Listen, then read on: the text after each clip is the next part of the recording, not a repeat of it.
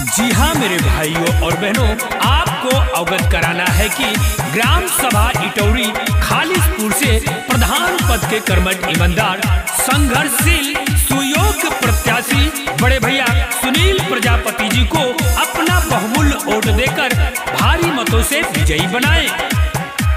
इटौरी खालिसपुर को है चमकाना, पढ़ा लिखा अपना प्रधान है बनाना। चाचा भूल नहीं जाना सुनील भैया को जिताना, चाची भूल नहीं जाना सुनील भैया को जिताना। जी हाँ मेरे भाइयों और बहनों, इटौरी खालिसपुर के विकास के लिए मात्र एक नाम सुनील प्रजापति।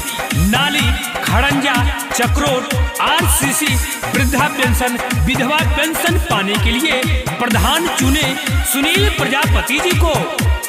सबकर सहारा बाटे करे देखे भाल हो, पिछड़ा गरीबवन का रखे ले ख्याल हो। पिछड़ा गरीबवन का ए भैया, सबकर सहारा बाटे करे देखे भाल हो, पिछड़ा गरीबवन का रखे ले ख्याल हो। लागल बा विरोधी बहकावे में न आना, सुनील प्रजापति जी को विजयी है बनाना। दादा भूल नहीं जाना सुनील भैया को जिताना, दादी भूल नहीं जाना सुनील भैया को जिताना।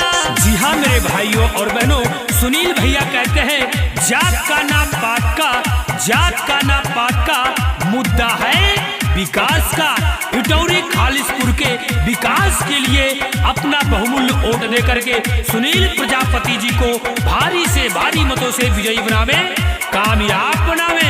क्षेत्र में सुना जब योजना आई, रोड नाली सब बन कुछ न छुटाई। रोड नाली सब बन ए चाचा, क्षेत्र में सुना जब योजना आई, रोड नाली सब बन कुछ न छुटाई। बिजली शिक्षा पानी बेटर जदि है पाना, सुनील प्रजापति को प्रधान है बनाना। भैया भूल नहीं जाना सुनील भैया को जिताना, भाभी भूल नहीं जाना सुनील भैया को जिताना। जी हाँ, ग्राम सभा इटौरी खालिसपुर के प्रधान पद के प्रत्याशी सुनील प्रजापति जी कहते हैं कि वोट नहीं कर्ज देना, वोट नहीं कर्ज देना, सूद समेत लौटाऊंगा। अगर मिला समर्थन आप सभी का तो इटौरी खालिसपुर का विकास करूंगा, विकास करूंगा। जवन केहू कैले नहीं कई के देखाई है, कौनो परेशानी होई दौड़ल चली आई है। ए दीदी, जवन केहू कैले नहीं कई के देखाई है, कौनो परेशानी होई दौड़ल चली आई है।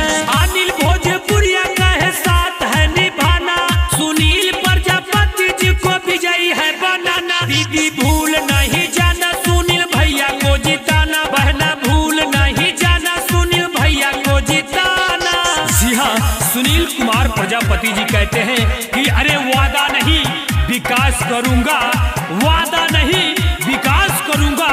हिंदू हो चाहे मुसलमान, सबका सम्मान करूंगा, सबका सम्मान करूंगा। जी हाँ मेरे भाइयों और बहनों, नौजवान साथियों, इटौरी खालिसपुर के विकास के लिए प्रधान चुने सुनील कुमार प्रजापति जी को अपना बहुमूल्य वोट देकर भारी से भारी मतों से विजयी बनावे, सरकारी हर एक योजना का लाभ उठाएं।